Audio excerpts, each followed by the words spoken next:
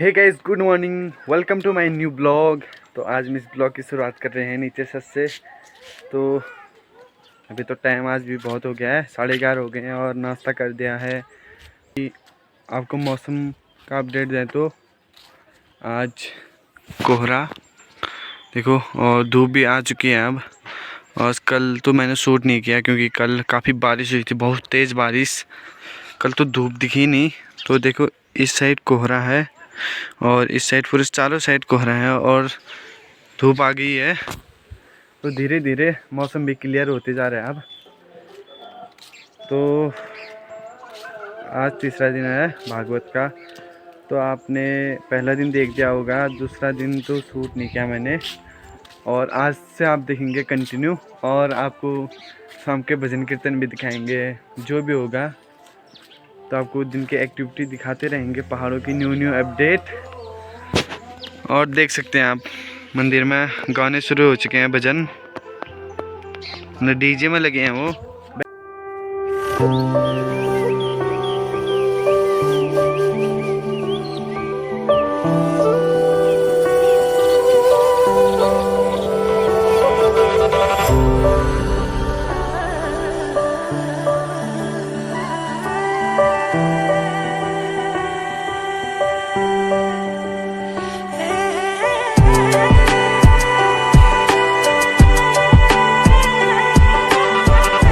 तो गाइस यार, धूप आ चुकी है और टोपी की तो ज़रूरत नहीं है। आप टोपी को डाल लेते हैं, उधर रख देते हैं। तो चलते हैं अब। धूप भी आ चुकी है क्योंकि अब ठंडा नहीं होगा। सुबह शाम ठंडा हो रहा है, बस हवा चल रही है ना तेज, इसलिए ठंडा हो रहा है। तो कल तो काफ़ी ठंडा हो गया था, शाम को 1-2 डिग्री चले गया था।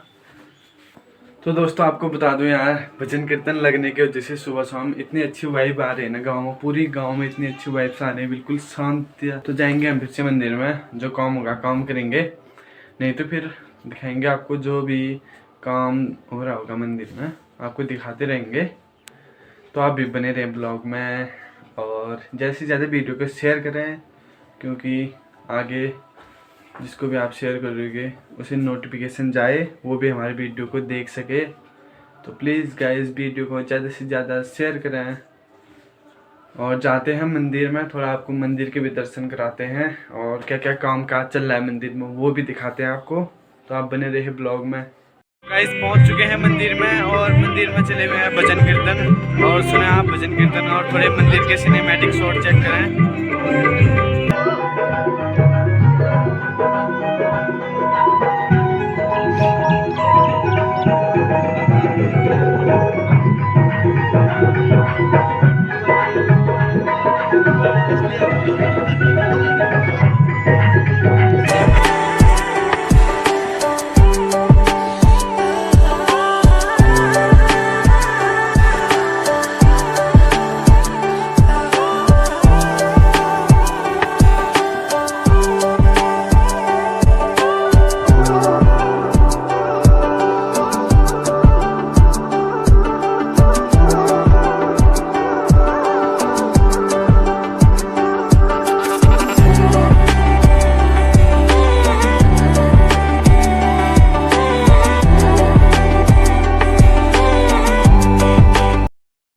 तो गाइस यार, अब हम जा रहे हैं नीचे मंदिर में और वहाँ आरती शुरू हो गई है। नीचे मंदिर में जा रहे हैं हम और आपको दिखाएंगे थोड़ी देर आरती।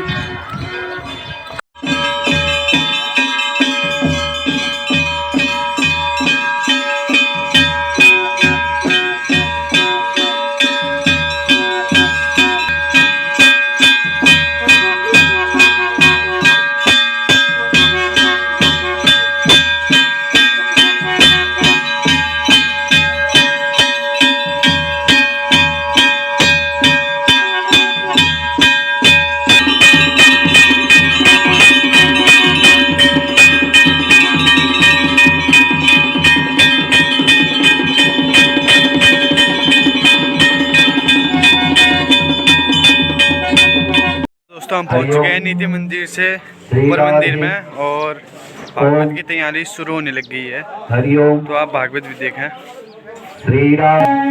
ये देखो भागवत की तैयारी शुरू होने लग गई है।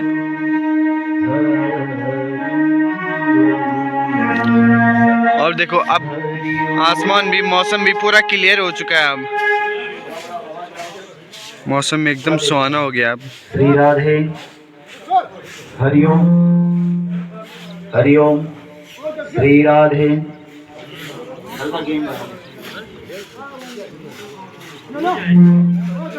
हरि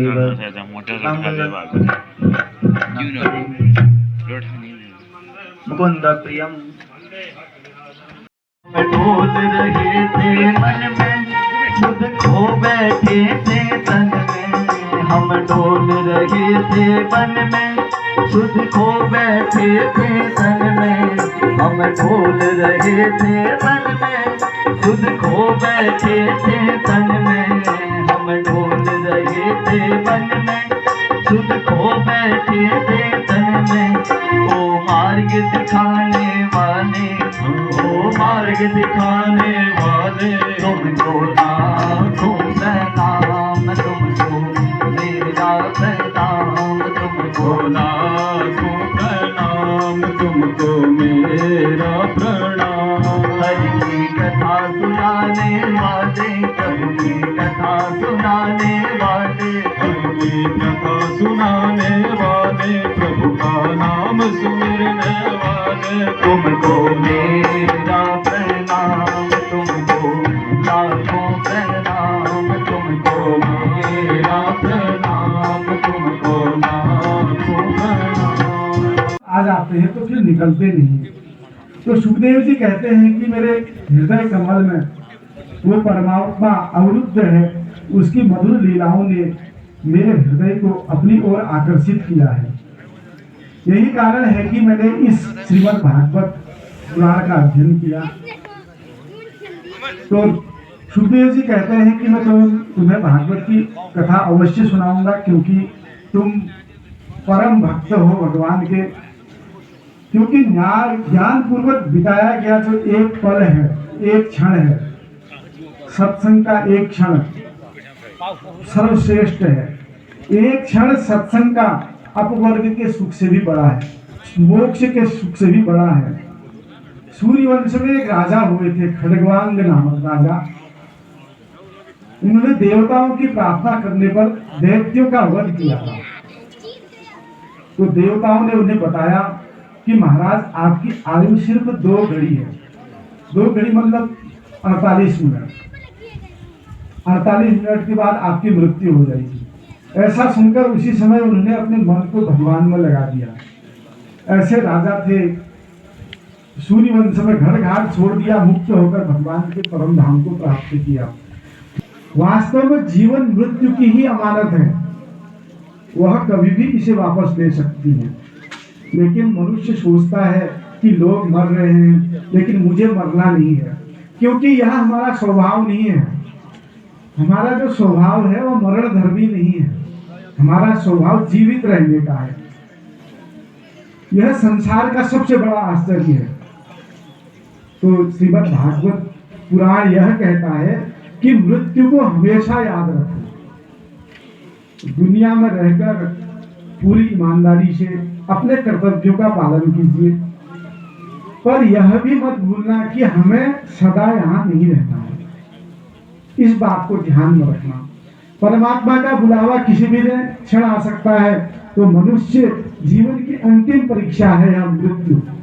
अंतिम समय में हमें दुख न हो, हमें किसी प्रकार का कष्ट न हो।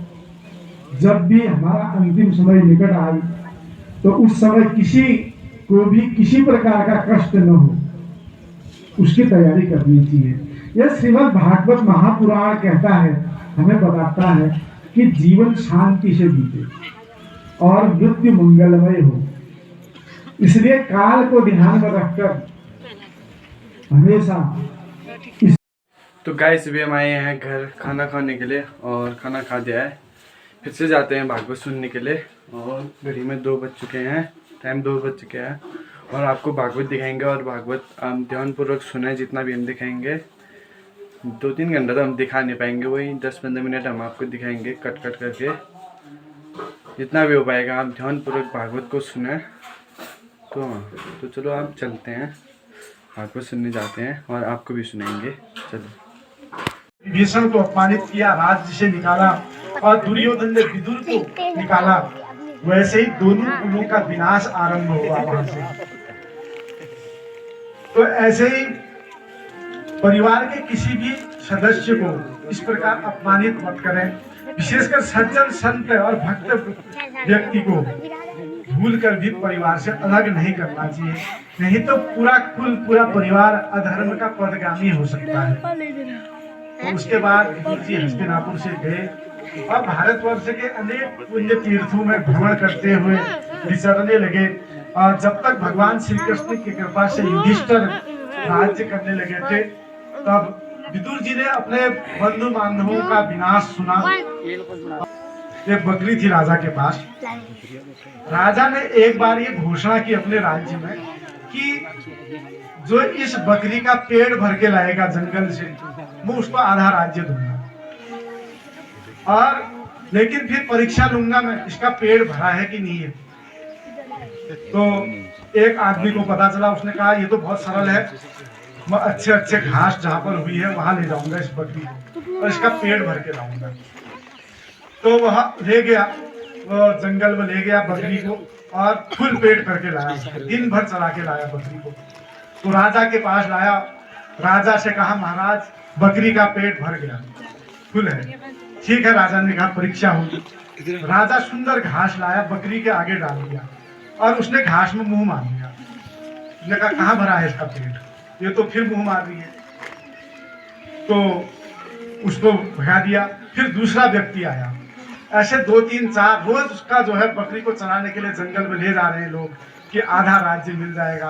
राजा रोज घास डाल रहा है और बकरी मुंह मार रही है, बकरी की आदत है मुंह मारने की। तो एक संत को यह बात पता चली कि राजा ने घोषणा की है कि आधा राज्य दे दूंगा।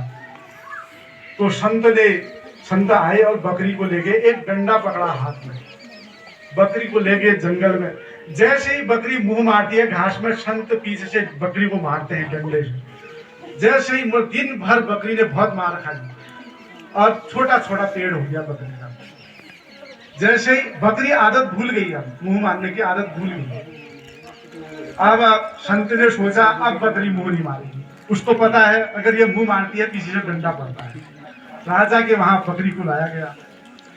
तो राजा संत ने कहा महाराज बकरी का पेट फुल है, अब ये घास में मुंह मारी। तो राजा ने घास मांगा, बकरी के आगे रखा। तो बकरी देखी थी पीछे से खड़ा था, उसने कहा अगर मैं मुंह मारती हूँ तो ये मारता है मुझे पीछे से। तो उसने बकरी ने मुंह नहीं मारा, तो संत को आधा राज्य मिल गया।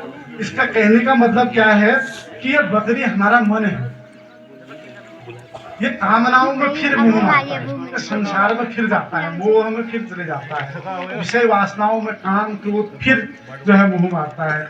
उस मन को अंकुश लगाना पड़ेगा, उस मन में अंकुश लगाना पड़ेगा। तो विदुर जी ने सुंदर प्रश्न पूछा संसार हित के लिए। तो मनुष्य जो है सुख की खोज में है, लेकिन सुख उसे संसार में प्राप्त नहीं हो रहा है। विदुर जी जानना चाहते हैं कि मनुष्य को क्या करना चाहिए कि दुख की निवृत्ति हो जाए, मन संतुलन रहे, कामनाएं न हो मन में। तो विदुर जी ने पूछा। इसी भागवत धर्म का वर्णन अब मैत्रेय जी विदुर जी को बता रहे हैं। सृष्टि रचना के पूर्व केवल परमात्मा ही थे, न कोई दृष्टा था और न कोई दृश्य था। ब्रह्मा जी को जब संपूर्ण ज्ञान हुआ, उन्होंने जगत की रचना कैसे की वह बता रहे हैं। सनकम च सनंदम च सनातनमधातु सनत्कुमारम च मुनिं निष्क्रिया नमोदरे दशः। गोविंद भवनिधि गोविंद भवनिधि तरहि न कोई तरहि न कोई जो विराजे शंकर सम होई जो विराजे शंकर सम होई। तो बिना गुरु के कोई भवसागर से पार नहीं हो सकता। गुरु श्रेष्ठ नहीं मिला तो परमात्मा नहीं मिल सकता। जब कोई भगवान पर विश्वास करके उनकी ओर चल पड़ता है, तब वो दयामय, वो करुणा सागर उसकी सारी चिंता स्वयं हर लेते हैं। गुरु ढूंढने का, संत ढूंढने का प्रयास बहुत लोग करते हैं, किंतु जानने की बात यह है कि गुरु ढूंढने से नहीं मिल सकता, संत ढूंढने से नहीं मिलते। संत तो भगवान के स्वरूप होते हैं, उनको पाने का प्रयत्न करना चाहिए। वह संत स्वयं आते हैं, उन्हें ढूंढना नहीं पड़ता। रोज पर सत्संग होता हो, वहाँ पर रोज जाओ, वहाँ पर रोज जाओ तुम, वहाँ पर रोज जाओ तुम, वहाँ पर रोज जाओ तुम, जहाँ पर सत्संग होता हो, वहाँ पर रोज जाओ तुम, जहाँ पर सत्संग होता हो, वहाँ पर रोज जाओ तुम।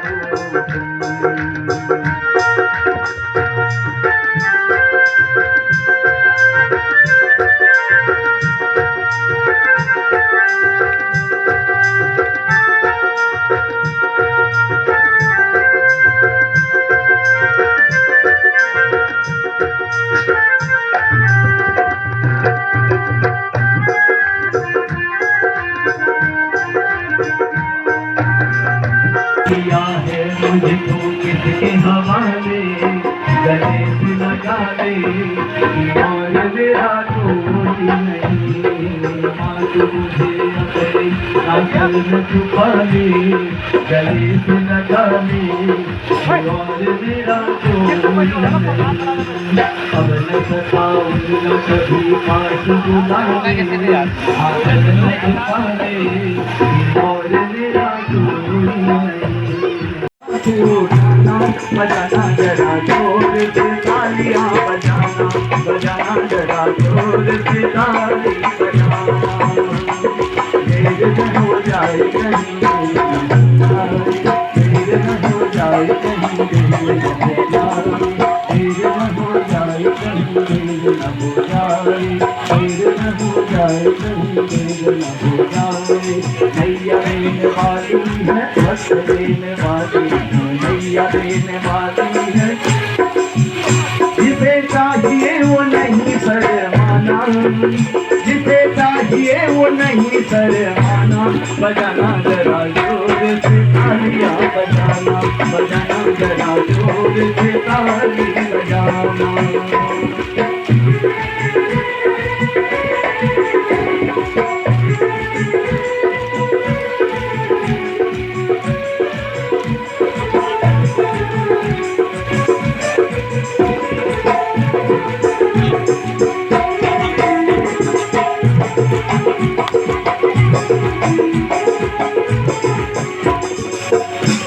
अरे रोज रोज मांगने का झंझट ही छोड़ दो,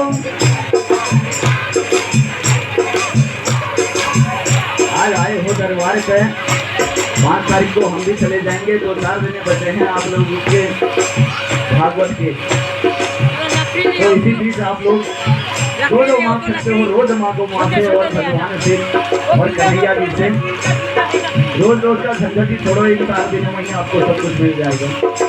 तो सभी लोग गुनगुनाइए, रोज रोज मांगने का झंझट ही छोड़ दो, रोज रोज मांगने का, अरे जिसे जितना चाहिए वो सच्ची सच बोल दो, जिसे जितना चाहिए वो सच्ची सच बोल दो, सच्ची सच बोल दो, सच्ची सच बोल दो, सच्ची सच बोल दो। आज अच्छा मौका है, किसने किसको रोका है, आज अच्छा मौका है, आज अच्छा मौका है, किसने किसको रोका है।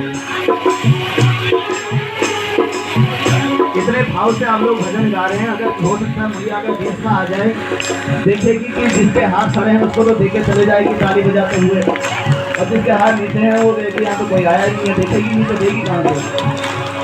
तो सभी लोग ताली बजाते हुए गए। आज अच्छा मौका है, किसी को रोका है। आज अच्छा मौका है, किसी को रोका है।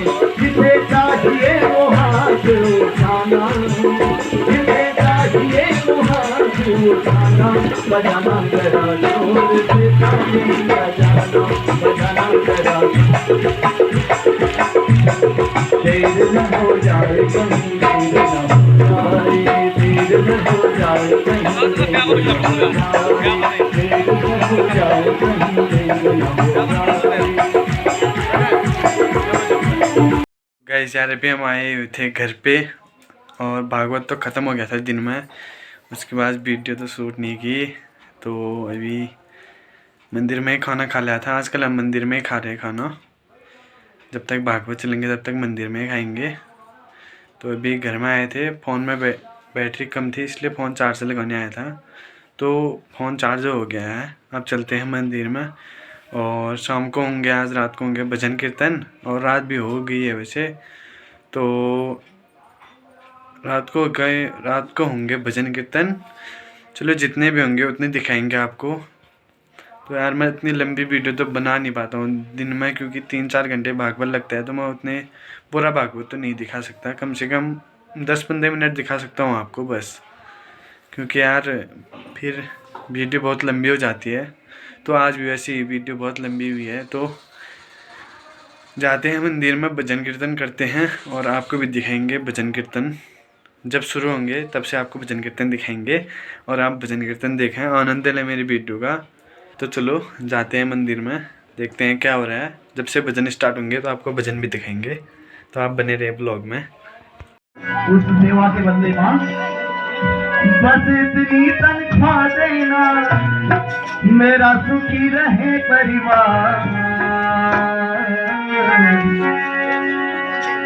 घर दे दो, दे दो, दे दो अपनी नौकरी मैया जी, दे दो अपनी नौकरी मैया जी, दे दो अपनी नौकरी मैया जी, दे दो अपनी नौकरी। बस इतनी तनख्वाह देना, बस इतनी तनख्वाह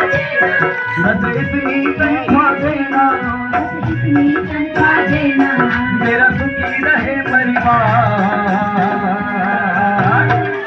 देना देना देना हो तो दीजिए जन्म जन्म का साथ, देना हो तो और दे दो अपनी नौकरी मैया जी, दे दो अपनी नौकरी मैया जी।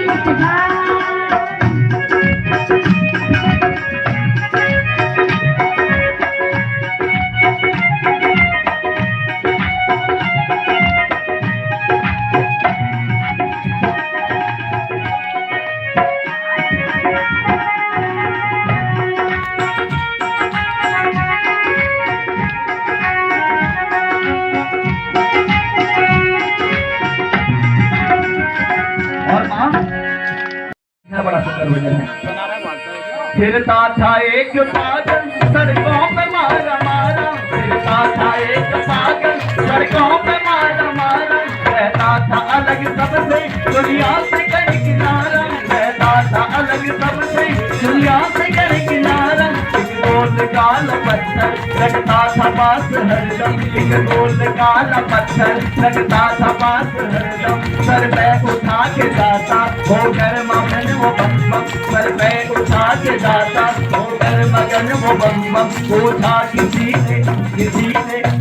ने उससे, पूछा किसी ने उससे क्या नाम है तुम्हारा, पूछा किसी ने उससे क्या नाम है तुम्हारा। रहते हो किस जगह पे, क्या काम है तुम्हारा, रहते हो किस जगह पे, क्या काम है तुम्हारा। कहने लगा वो हंस के क्या जानते नहीं हो, कहने लगा वो हंस के क्या जानते नहीं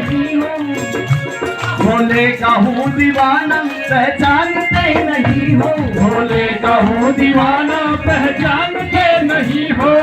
भोले बिना में है जिसका, भोले बिना में है जिसका, भोले बिना में है जिसके हाथों में इस जगत का सारा इंतजाम है, जगत का इंतजाम है, जगत का इंतजाम है।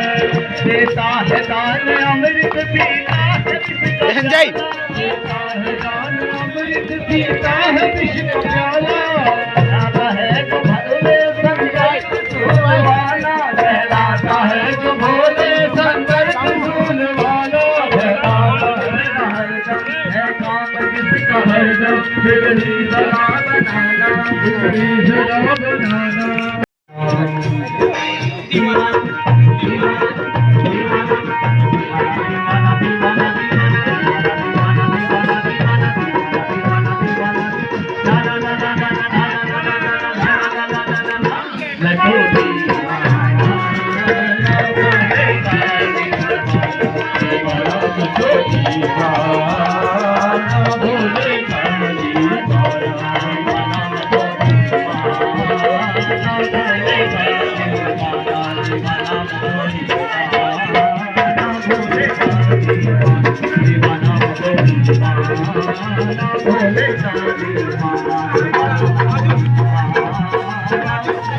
भोले